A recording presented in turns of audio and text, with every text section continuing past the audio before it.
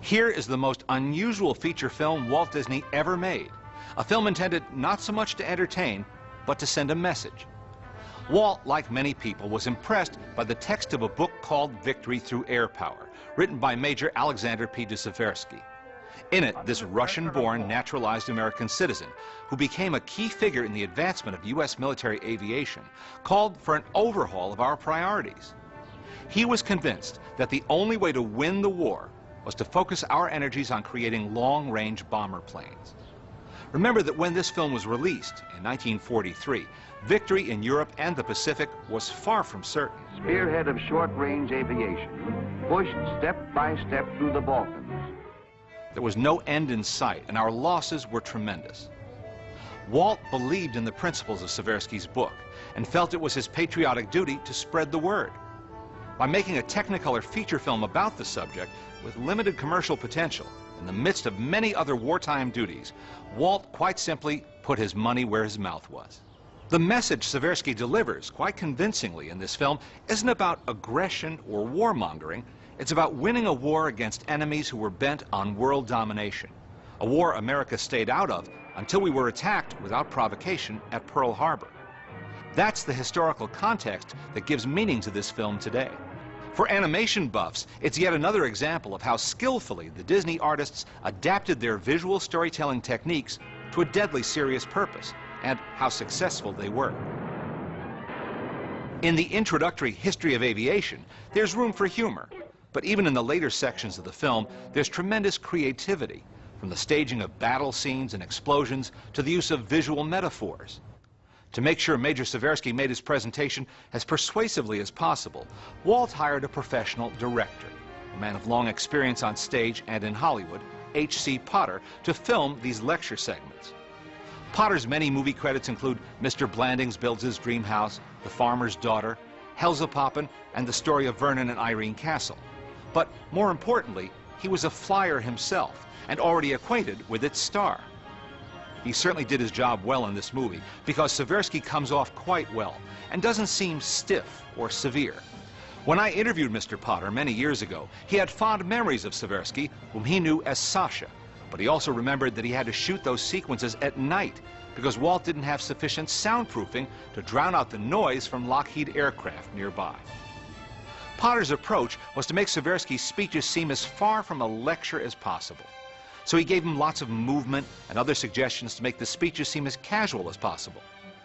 He especially remembered one night when Sasha couldn't hit his marks, the places where the camera and lighting were set up for him.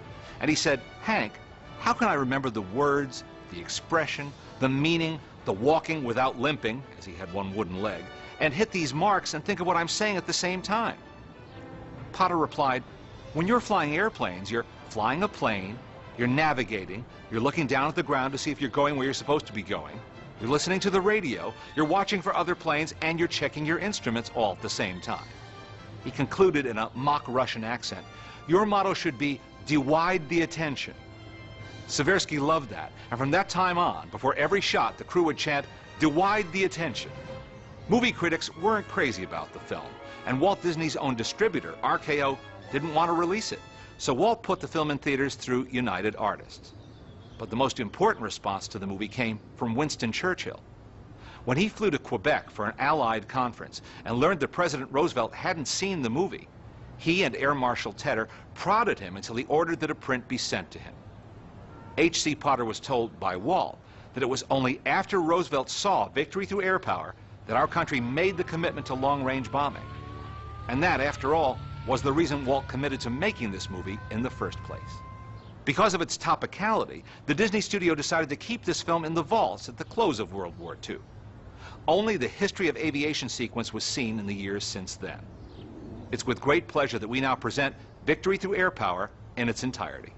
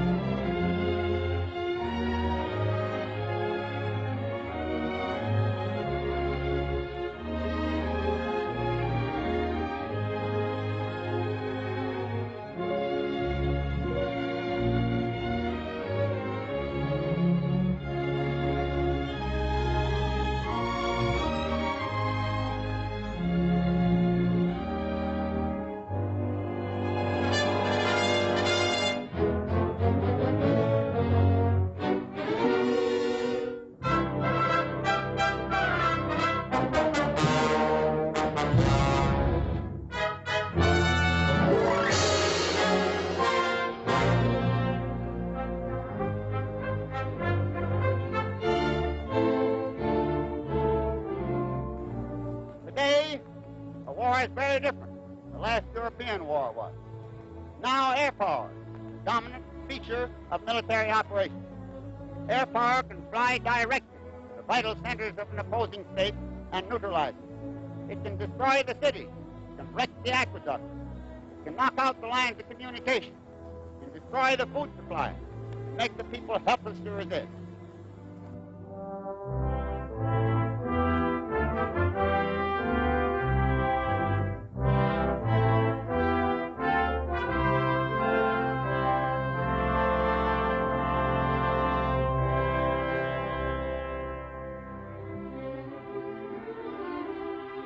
For 3,500 years, man has had the desire to fly.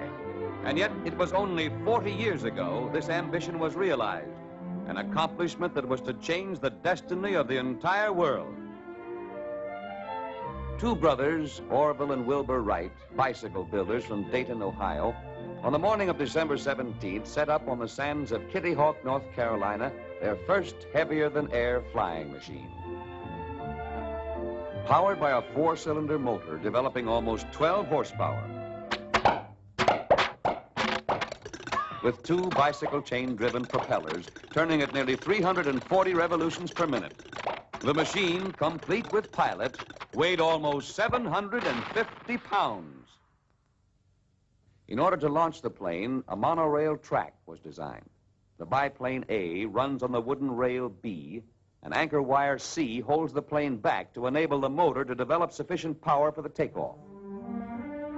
Everything is in readiness. The small crowd of witnesses looks on hopefully. Orville Wright is at the controls. 1, 2, 3, 4.